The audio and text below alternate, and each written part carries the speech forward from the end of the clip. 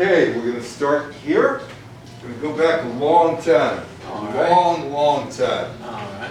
1945. Right. The year I was born. The year you were born. So that would make you 77. That's right. So. No, 33. 30. So you were 12. Oh, Right. You were 12 years old. The thing about this talk, and my name is Evan Wiener, I've been here before, is that there's so many things that happened in 1945 that still impact us to this day. And with Putin involved, with Putin invading Ukraine, that's brought up all kind of memories of what's going on in the European continent. And also Putin sent a bunch of troops to these disputed islands near Japan just last week. That's been disputed since the end of World War II, and that the Soviets and the Japanese never signed the peace treaty ending World War II. So, and that's going on as recently as 2 weeks ago. Anyway, the atomic bomb in Japan, and there is Stalin along with Roosevelt and Churchill. The odd thing about 1945 in that picture is Stalin remained, Roosevelt died, and Churchill was voted out of office. Adolf Hitler, 1945. Hirohito, 1945. Dwight Eisenhower, 1945. The Axis powers, Mussolini there along with Hitler. And here is the iconic picture. Nobody knows who these two people are. Now, people have claimed to be these two people over the years, but it's the iconic picture taken by a photographer who didn't bother to get the names of the people that were there. Propaganda. There's Daffy Duck hitting Hitler over the head. The surrender, the Japanese surrendering in September 1945. But we start with the Battle of the Bulge. And the Battle of the Bulge actually started in 1944. And this was the battle that was the beginning of the end for Hitler. The Battle of the Bulge was in Belgium, and it's Hitler's last major offensive in World War II against the Western Front. Hitler's aim was to split the Allies in their drive to Germany. The German troops' failure to divide Britain, France, and America paved the way for victory for the Allies. This lasts 6 weeks. Starts December 16, 1944. Lasts until January 25th. It was the beginning of the end for Germany. But Germany actually had a shot here because they caught the Allies by surprise at the start. This is General Anthony McAuliffe, one of the people of the Battle of the Bulge. He was with the 101st Airborne Division, and the Germans said, "Surrender." And he said, "Nuts." That was it, nuts. According to the U.S. Defense Department, there were more than 1 million Allied troops, 500,000 Americans who fought in the Battle of the Bulge, 19,000 killed in action, 47,500 wounded, 23,000 missing. About 100,000 Germans were killed, wounded, or captured. And this hasn't, also, besides the fact that it broke the Germans, there's something else that is rather interesting about the Battle of the Bulge. America needed men. They needed men. And the army was segregated. And they decided, hey, you know what, forget the segregation. We need people here. We need people to help with the Battle of the Bulge. So black soldiers, who basically were in maintenance or service positions or segregated units, they were called into action because of troop shortages. Eisenhower decided to integrate the service for the first time, and more than 2,000 black soldiers volunteered to go to the front. Winston Churchill is an interesting character in 1945, good enough to lead his country to victory in World War II, yet not good enough to govern the country in the eyes of the Brits after the war is done. So Winston Churchill is addressing the House of Commons following the Battle of the Bulge. It says, "This is undoubtedly the greatest American battle of the war, and will, I believe, be regarded as an ever famous American victory."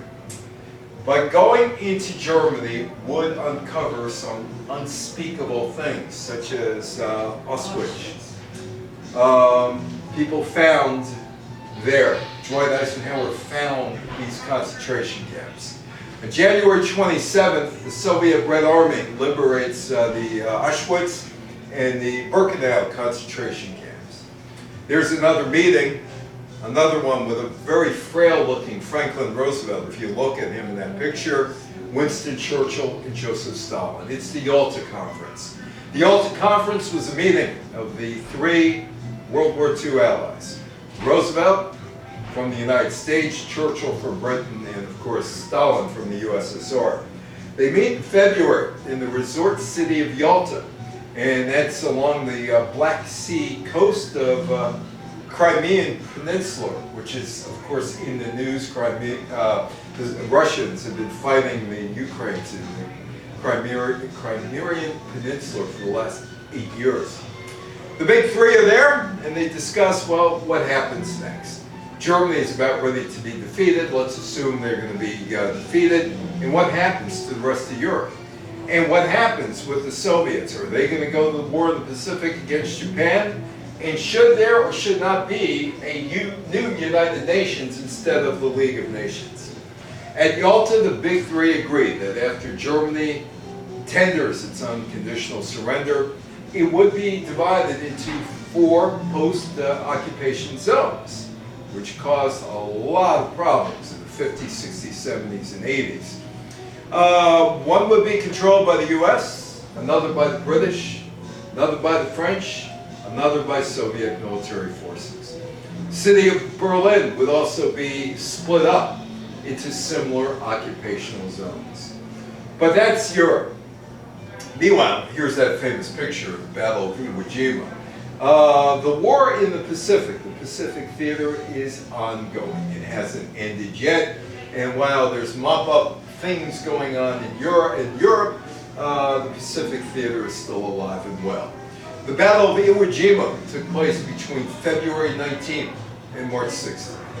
The United States mounted an amphibious invasion of the island of Iwo Jima as part of its Pacific campaign against Japan. And it was a very, very costly victory for the United States. It's one of the bloodiest battles in the history of the United States Marine Corps. Well, I was down in New Orleans in 2019.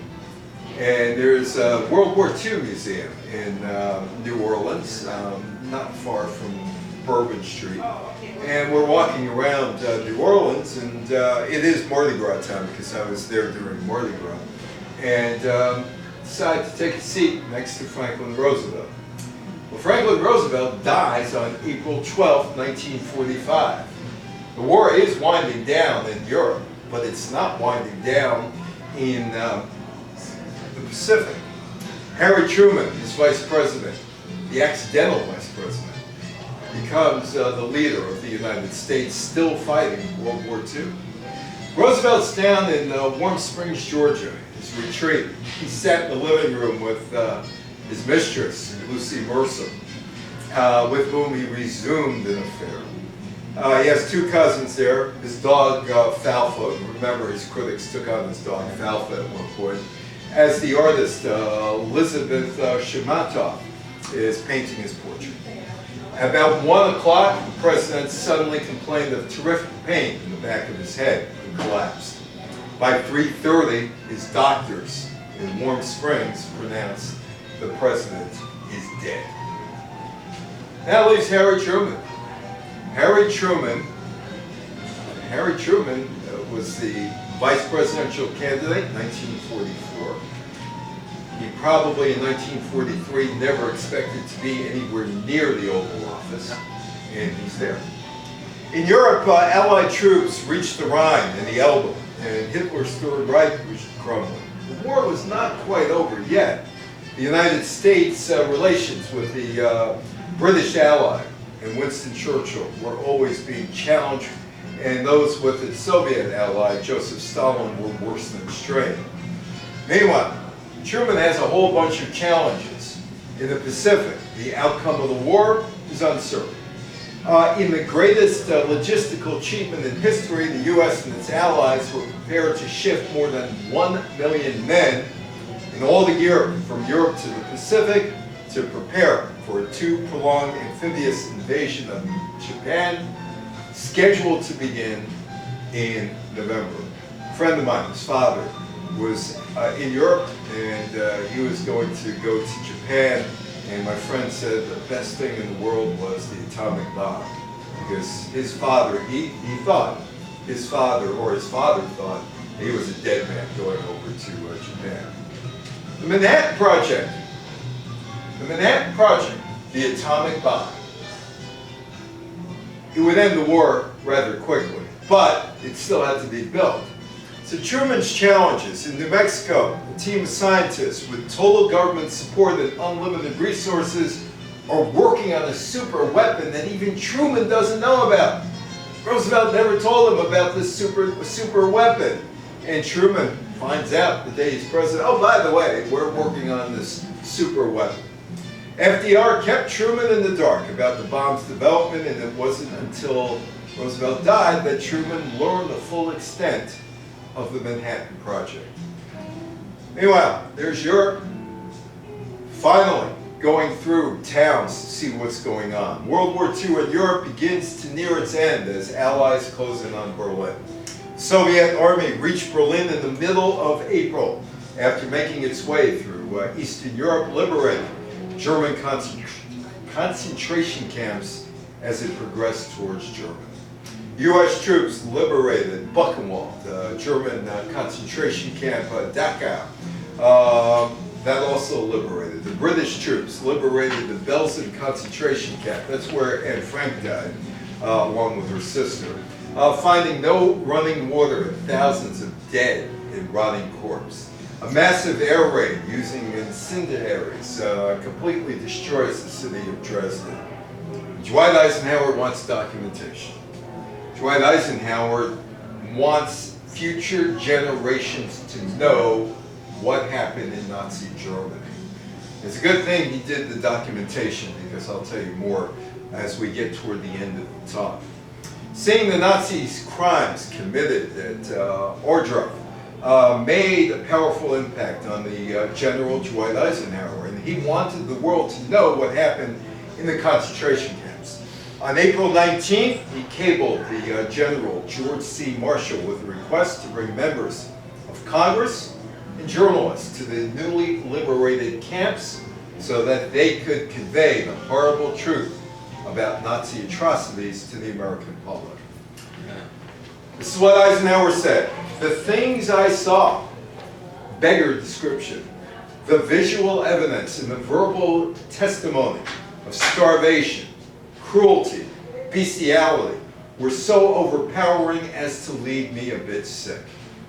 I made the visit deliberately in order to be in position to give first-hand evidence of these things, if ever in the future there develops a tendency to charge these allegations merely to propaganda." Eisenhower documents it, and 77 years later, people are able to see it, although there are a lot of people who say, oh, it wasn't as bad as it was, or it never took place. The end is near for Adolf Hitler. By the end of April, it was clear that the Nazi Germany would fall and the Allies would only accept unconditional surrender. Hitler and several other high-ranking members of the Nazi leadership committed suicide moments before the Soviet Union reached their bunkers and Germany surrendered in the beginning of May. May 8th is VE Day. It's not celebrated today. In fact, very few people actually say, hey, it's VE Day, but it was May 8th, 1945. And World War II in Germany and in Europe came to an end because the Germans surrendered. And finally, the word gets out, reaches the rest of the world, and crowds gather to celebrate victories in the streets, clutching newspapers that declared Victory in Europe, or VE Day. It's taught in schools, but on May 8th of this year, maybe there'll be some passing word. Oh, 77 years ago, it was VE Day. Meanwhile, in the Pacific, the Battle of Okinawa is still going on, or is going on, and that would be the last major battle of World War II. On April 1st, we're 77 years out, the Navy's 5th Fleet and more than 180,000 U.S. Army and Marine Corps troops descended on the Pacific island of Okinawa for one final push toward Japan. In the Pacific theater, American forces were conquering Japan's homelands one after another, but it wasn't that easy. After obliterating Japanese troops in the brutal Battle of Iwo Jima, they set their sights on the isolated island of Okinawa, which would be the last stop to Japan. Winning the Battle of Okinawa put the Allied forces within striking distance of Japan.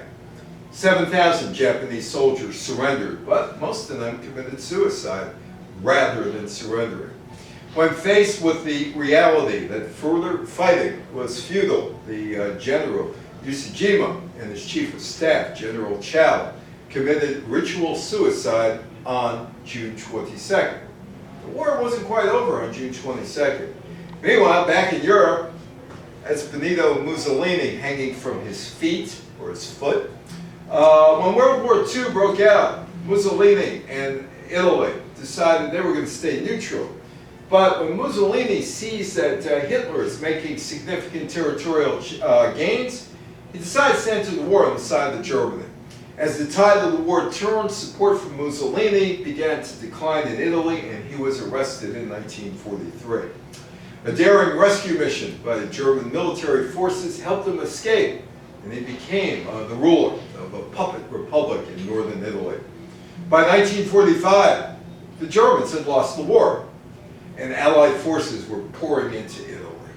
Mussolini tried to escape to Spain, but was interrupted and intercepted. He was caught, he was executed. There's another conference taking place, this time in Potsdam, and this time there's some faces that have changed, like Harry Truman. Oh, Stalin is still there. Churchill is kind of there, but not kind of there. He's out, right in the middle of it. The final Allied leadership takes place in Germany between July 17th and August 2nd.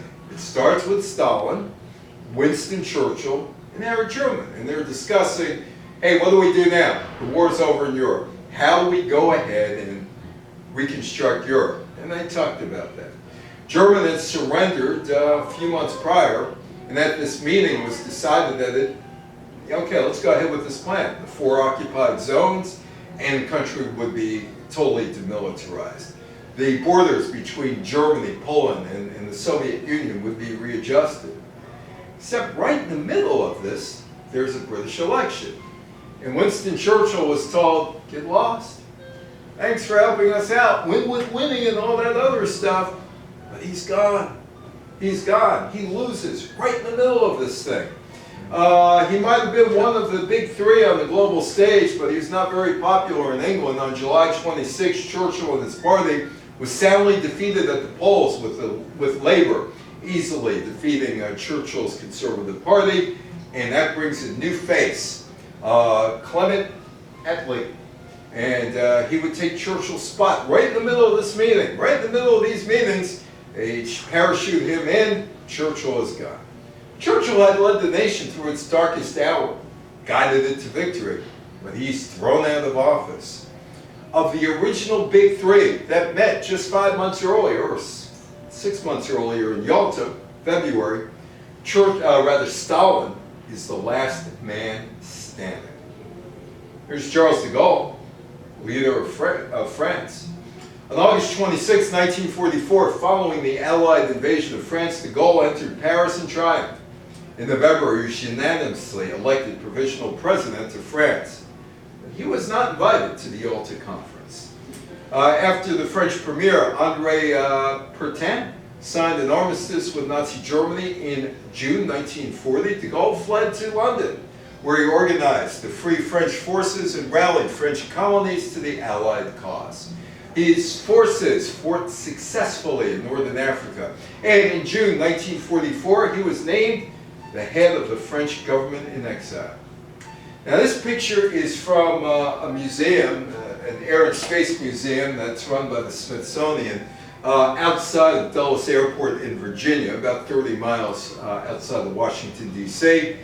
And that's the plane that dropped the bomb, the Enola Gay. That was it. The atomic bomb is ready. It's all ready. But the guys who helped design it, they're kind of wondering, should we use it or shouldn't we use it? 70 scientists who worked on the Manhattan Project signed a petition pleading with Truman, delay it, don't use it, consider other things to do. But their recommendations never made it to Truman before the bombings, and my friend is grateful for that because he probably wouldn't be here if his father went to Japan initially the way the original plans were drawn up. The atomic bomb. It's August 6th. B-29 bomber known as the Enola Gay dropped an atomic bomb on Hiroshima, marking the first time the bomb had ever been used in warfare. Seconds after the detonation, the estimated temperature was somewhere between 5,400 and 7,200 degrees Fahrenheit at ground zero.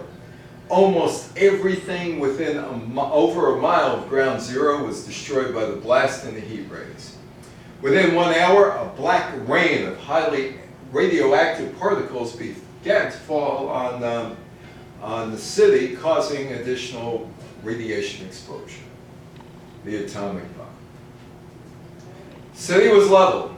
Less than 10% of the buildings were undamaged that were left, according to the United States Department of Energy. And then there would be the second bomb, Nagasaki. That would be on August 9th. The United States dropped it on Nagasaki, and Japan is on the brink of surrender. And there is the atomic bomb. And why was Hiroshima chosen? Why not Tokyo? Why not some other city? Hiroshima was a major Japanese military hub with factories and military bases and ammunition facilities.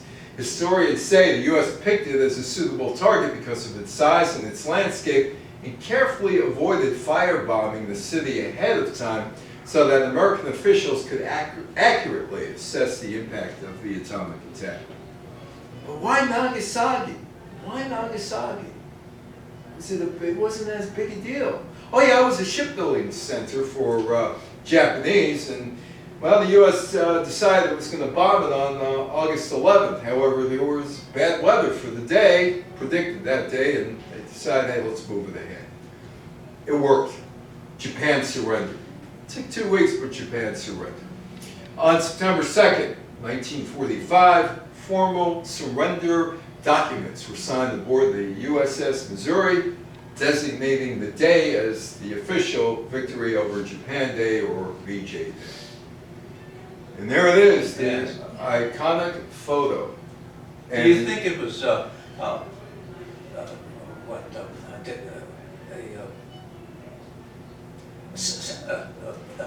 sailor? Yeah, a fake? No, it wasn't a fake. According to Life magazine, this guy just ran out, and this woman was there. Yeah, and, well, that's what some people are saying. Yeah, and he just kissed her, and that was it. You know, the guy who took the picture was not really a good journalist, because if he did, he would have gotten their names, he would have gotten the backstories. He got neither. He just had the picture. I guess he was so impressed with the picture. So impressed with the picture was also an artist, and that is Key West. And they remember VJ Day in Key West because some sculptor or somebody did the picture and blew it up to about 26 feet or whatever it was blown up to, but there it is in Key West. Now, it is said that this guy, Glenn McDuffie, is the guy, the sailor. But has it been proven? Well, it probably never will be. But the iconic picture, that could be Glenn McDuffie kissing someone, New York Times Square on VJ Day, August the 14th. McDuffie's claim that he was the man in the iconic World War II picture was backed up by a Houston, Texas police forensic artist years later. Life magazine published the picture, but never verified the identity of the sailor or the nurse, and it was a picture taken by Alfred Eisenstadt. The photographer never bothered to ask, "Who are you?" He just took the picture. "Who are you and why was this done?" No one has ever officially identified the pair, but the picture has become quite iconic. Yeah. Now, there were a bunch of people who claimed it was me, it was me, it was me, Right. but nobody ever really was proven that it was me, and me. I mean, kind of introducing my daughter to Bugs Bunny cartoons. And some of those war cartoons she's been watching with me, and she's nearly 3, and she's very advanced 3. Mentally, she's like 9, but she's still 2 years old. So I kind of explained some of the inside jokes in the Warner Brothers cartoons and the Disney cartoons and all that. Rationing. The United States did a lot of rationing. A lot of rationing during World War II. People today have no idea what rationing was all about, but there was rationing. The War Ration, book number 1, punishments ranging as high as 10 years of imprisonment or $10,000 fine or both may be imposed under the United States statutes for violations thereof arising out of infractions of rationing orders and regulations. This book may not be transferred. In the event of the departure from the United States, the person to whom this book is issued or his or her death, the book must be surrendered in accordance to regulations. Any person finding a lost book must deliver it promptly to the nearest rationing board. There was a system of rationing in the United States, limiting the amount of certain goods that a person could buy. Gasoline, butter, sugar, canned milk. I know nylons because of cartoons. Yes. Cartoons, yes. Yeah, could I tell a rationing story? Go ahead. Okay, so I was born after VE Day, Yeah. but before VJ Day. Yeah. But as soon as I was born, they got a rationing card on my name. So you were 3 days old and you're already rationing things. Yeah. You were rationing things. Yeah. But canned milk, they're all rationed because they were needed for the war effort. The war also disrupted trade, limiting the availability of some goods. The Japanese Imperial Army controlled the Dutch East Indies, Indonesia, from March 1942 to September 1945. And that created a rubber shortage, and that affected American production, including tires. And did you go with your rationing book when you were 3 days old? Yeah. And you were 3 days old? You had a rationing book? You were what, 12?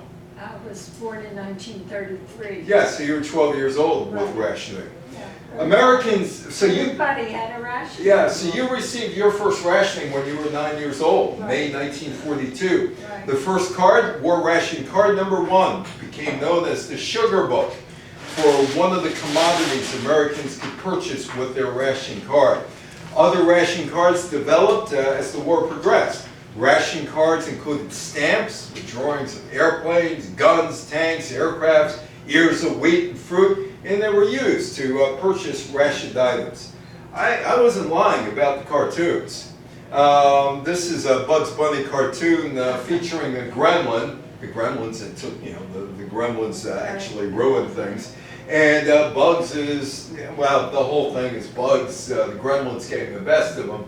And they're going down in a plane. And the plane is plunging to earth and it runs out of gas. And they survive. And Bugs says, well, you know how things are with these A cars.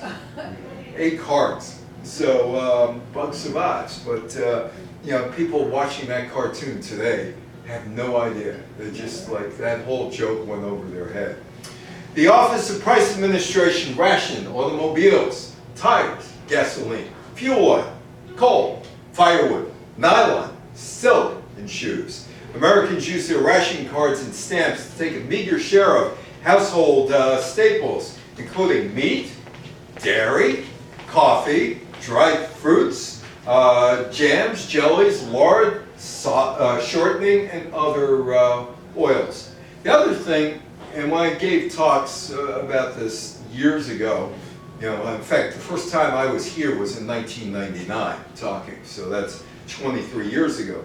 And people remember blackouts. You don't remember the blackout, but she remembers the blackout, I'm sure, at night when you're, where'd you live, by the way? I lived in Baltimore, Maryland. Oh, in Baltimore, so they had blackouts in Baltimore. Right.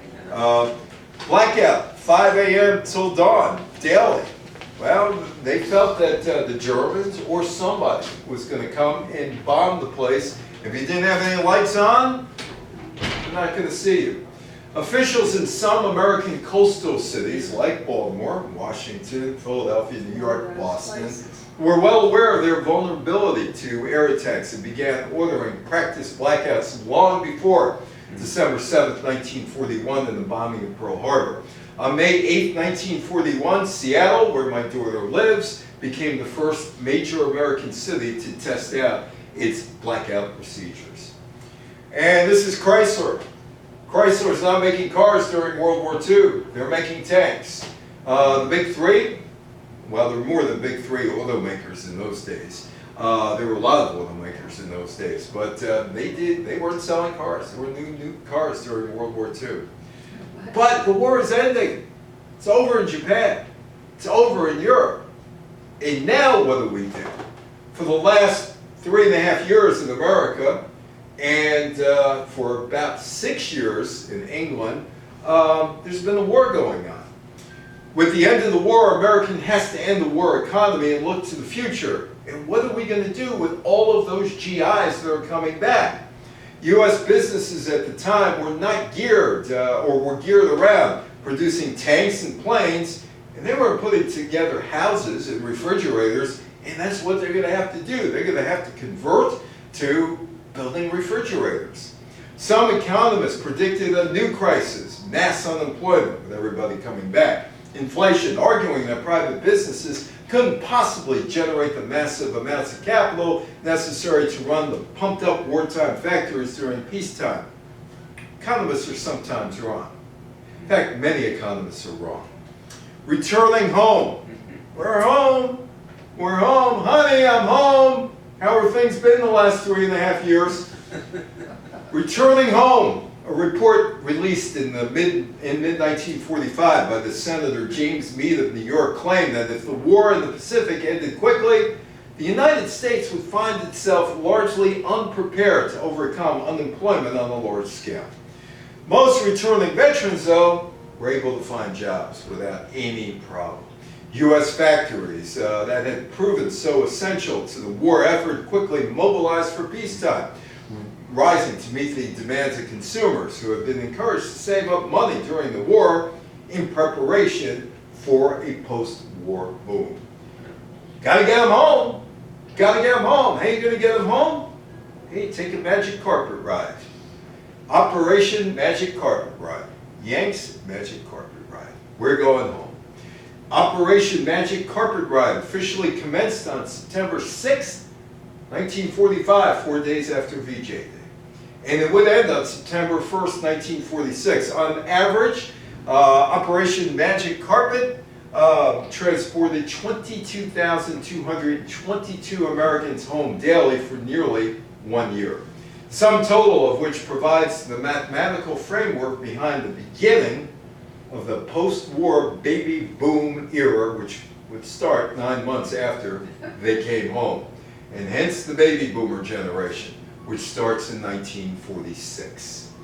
The War Brides Act. Well, a lot of guys got married overseas. In fact, my father-in-law was thinking he was going to get married overseas. That didn't work out, and that's a good thing for me because, he wouldn't have had his daughter, my wife, and I wouldn't have had my kids or my grandkids that way.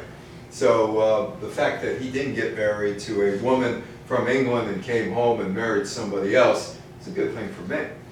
On December 28, 1945, the War Brides Act took effect, and that allowed the spouses of service personnel into the United States without counting against federal immigration quotas at the time. The American Legion claimed victory for the fight for legal admission to the United States of an estimated 66,000 GI brides of World War II. I don't know how many of you ever listened to the Swedish pop musical group ABBA. ABBA, you know who ABBA is? ABBA, the Swedish musical group. I didn't know this until I started doing research on 1945. And there was something called the lesbian-born children. Lesbian-born children. German children, offspring of Norwegian mothers and German soldier families, the result of a Nazi plan to enrich the Aryan gene pool. Himmler, the leader of Hitler's SS, wanted to create a master race, and he felt if we can impregnate Germans with Norwegians' mothers, or with Norwegians, they would be the super race. Well, Anna Friend Lindstedt of ABBA has an interesting story. Now, I didn't know this about her, but her story is typical. She was born November 15, 1945, the result of a liaison between her mother, Sine, and a German sergeant by the name of Alfred Heiss.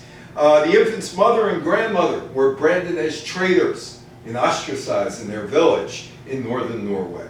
They were forced to emigrate to Sweden, where Anna Frid's mother died of kidney failure before her daughter was 2 years old. Most of these Lemons-born children who stayed in Norway were considered social misfits. Few ever received proper education. Many were unemployed. Had Germany won the war, they would almost certainly have been heroes, but Germany lost, and soon afterwards, the Norwegian mothers lost their status and their children were classified as rats by government officials, such as the woman who was in ABBA. The United Nations would start in San Francisco, beginning in a time period between April and June 1945, and they would complete the Charter of the United Nations. The United Nations comes into existence October 24th after 29 nations had ratified the Charter. By the way, I'm sure you've heard of Edie Gourmet. Yes. She was a translator at the United Nations. That was one of her first jobs. Nuremberg Trials. They really didn't convict too many Nazis, the Nuremberg Trials. In fact, they convicted very few. In fact, 1,600 Nazis ended up in the United States as part of the United States military eventually. And if you go, I think it's, there's a Tolerance Museum here in Lower Manhattan, and they asked, what happened? What happened in the Nuremberg Trials? Well, it broke new ground in holding government leaders individually responsible for their aggression and slaughter of millions of innocents. In addition to establishing the offense of war crimes, it also produced charges of crimes against peace, waging war against aggression, and crimes against humanity. The best known of the Nuremberg Trials was the trial of major war criminals, and that begins on November 20th of 1945. There were prosecutors and defense attorneys according to British and American law, but the decisions and sentences were imposed by a tribunal or a panel of judges rather than a single judge or jury. Meanwhile, that's Ho Chi Minh. He's in Vietnam, and Ho Chi Minh wants to break away from France. In fact, all of Indochina wants to break away from France, Cambodia, Laos, and those countries. And Ho Chi Minh, on September 2nd, 1945, declares Vietnam's independence. And he's looking for the Americans. He is looking for the Americans to help him out. Vietnam had been a French colony before World War II started. After France fell to Germany in 1940, Japan seized control of Vietnam, but allowed French officials and troops to administer the country. Ho Chi Minh talked about Thomas Jefferson when he was making an appeal to the Americans, please help us. All men are created equal. They are endowed by their Creator with certain inalienable rights. Among them, life, liberty, and the pursuit of happiness. Ho Chi Minh desperately wanted U.S. support, and the U.S. did not give him that support. Jackie Robinson. Next week, next Friday, April 15th. And on April 15th, 1947, Jackie Robinson broke Major League Baseball's color barrier that had been up since 1884. He would get to the major leagues in 1947, but he signed with the Brooklyn Dodgers in October 1945. Jackie Robinson was playing for a Negro League team called the Kansas City Monarchs in 1945, and he hit .387 that season.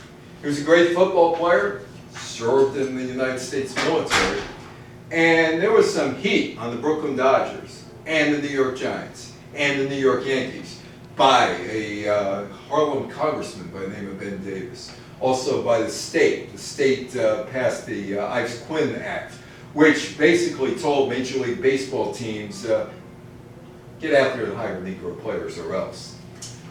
Well, in a way, Jackie Robinson got the heat off of the Mets. The Mets weren't involved. The Yankees, Dodgers, and Giants. And so Branch Rickey, the general manager of the Dodgers, starts to scout Negro League players. But he's not looking for just talent. He's looking for guys who could withstand the pressures of integrating Major League Baseball. Rickey interviews Jackie Robinson, and he tells Jackie Robinson not to respond when you're on the receiving end of racial abuse. Robinson says, "Are you looking for a Negro who's afraid to fight back?" To which Rickey replied, he was looking for a person with guts enough not to fight back. Rickey would sign Robinson in 1945, and he would spend 1946 in the minor leagues. This is Elizabeth Petrovic, civil rights pioneer. Not known by anybody. Not known by anybody, because she was up in the territory of Alaska. And she gets upset one day when she sees no natives allowed. She's going out to a place near downtown Juneau, Alaska, and she sees the sign, no natives allowed. Elizabeth Petrovic and her husband Roy, they were Native Americans, and they see the sign, late 1941 in Douglas, Alaska. And that was it. That was it. They're done. They had grown up in segregated Alaska, separate schools, separate hospitals, separate theaters, separate restaurants, separate cemeteries. Sounds a lot like the American South. Elizabeth Petrovic helped pass an anti-discrimination legislation because she pushed for it. And she testified in front of Alaska officials about the second-class treatment of Alaskan natives and how it affected her children and others in the community. And she's before the territorial legislature on February 5th, and she gets lawmakers to act. And the legislation is passed, and there she is after the legislation's passed. The governor, Ernest Gruning, signs the bill into law February 16th. The legislation, entitled All Alaskans to Full and Equal Enjoyment of Public Establishments, setting up a misdemeanor penalty for violators. It banned discrimination signage based on race. Well, there was a plane that collided with the Empire State Building. Empire State Building survived. The plane really didn't. On July 28th, a US B-25 bomber accidentally hit the Empire State Building in Manhattan. 14 people were killed. The bomber crashed into the 79th floor. Slinky, the Slinky, the Slinky. It's still around today. Kids are still playing with the Slinky 77 years later. The Slinky is a Swedish word meaning stealthily, sinuous, and it comes out. Each Slinky has had 67 feet of steel. It's invented by a mechanical engineer by the name of Richard James while working for the military. In his home, he dropped the spring and it slinked off the tabletop and some books. 3 Musketeers candy. Hey, even though there was a sugar shortage, it led to the formation of the 3 Musketeers. 3 Musketeers originally came 3 pieces to a package. 1 chocolate, 1 strawberry, and 1 vanilla. This changed before World War II because strawberry and vanilla flavors were too expensive to produce. So Three Musketeers candy came about. Who's on first had been around for a while. Abbott and Costello got the routine in 1936, refined it in 1937, and in 1938, in March 1938, debuted it on the Kate Smith radio show. It had been around. Abbott Costello performed Who's on First for Franklin Roosevelt at the White House, and so it wasn't really exactly any secret. But there was a movie that came out called The Naughty 90s, and that featured the longest running version of the Who's on First routine, which could go from 1 minute to 10 minutes. Oh, Frank Sinatra, desegregationist. Frank Sinatra, 1948. I know people or knew people in Palm Springs, and there was a synagogue that was built in Palm Springs, and it's a great looking synagogue. And people had no idea who built the synagogue until many years later when somebody blurted out, Frank Sinatra put up that money for that synagogue. Frank Sinatra was a civil rights pioneer, believe it or not. Frank Sinatra canceled a $10,000 gig. 1945 money, you got to figure that's $200,000 or so now. And he goes instead to Gary, Indiana, to convince white high school students striking against integration to return to school. Sinatra called it the most shameful incident in the history of American education. But he went there to support the black kids in Gary, Indiana. Ebony magazine starts in 1945 on November 1st, a pictorial news magazine published by Chicago, Illinois-based Johnson News Publications. Hits the stand, created by John H. Johnson. Ebony celebrated African-American life and culture by depicting the achievements of black Americans. It honored black identity by portraying black life and refuting stereotypes. There she is, Miss America. You know, yeah, I'm a journalist, right? And I started in 1971. And by 1978, I'm on WNEW radio because I have a scoop that John Lindsay is running for Senate in 1980. So I got that, Lindsay, and I ended up on WNEW. And I'm covering the 1980 United States Senate race in New York. And Jacob Javits is around, and Elizabeth Holtzman is there, and Carol Bellamy is running at one point for it, and Alphonse D'Amato. So is Bess. And of all the people I named, the only one that I never met was Bess. And I still can't figure out, how did I miss Bess Meyerson? I got every other candidate that year, but I never met Bess Meyerson. But there she is, Miss America. And she was the first Jewish Miss America. Before Meyerson competed in Atlantic City for the title of Miss America, the director of the pageant said, let's change the name. Let's make it sound a little less Jewish. It's too Jewish. She said, no, I'm going to be Bess Meyerson. That's my name. I'm Bess Meyerson. That is my name. After she wins, she tours the country and she counters the no Jews signs, like allegedly at Arthur Gottfried's hotel down in Florida, where it said no Jews, no dogs allowed. Although nobody has ever found the sign at Arthur Gottfried's hotel, no Jews, no dogs allowed. And people have been looking for that sign. And also Arthur Gottfried's musical director, Archie Blyer, was Jewish, and William Paley, who owned CBS, was Jewish. So Arthur Gottfried, who started a radio show in 1945, it's hard to tell. Maybe yes, maybe no. But anyway, so she sees the Kenilworth Hotel. That's what Arthur Gottfried had down in Florida. So she sees the no Jews signs, and a lot of the opportunities associated with winning the crown, not for Bess. She's not getting those things because she's Jewish. Bess accepted an offer from the Anti-Defamation League to speak on a lecture tour, or circuit. The title of her speech was, "He Can't Be Beautiful and Hate." Well, Vladimir Putin a couple of weeks ago, well over a month ago, invaded Ukraine. But very quietly, there's something else going on between the Russians and the Japanese that's left over from 1945. After Russia invaded Ukraine in February 2022, Russia decided to do something about the Kuril Islands dispute, also known as the Northern Territories in Japan. Northern Territories dispute.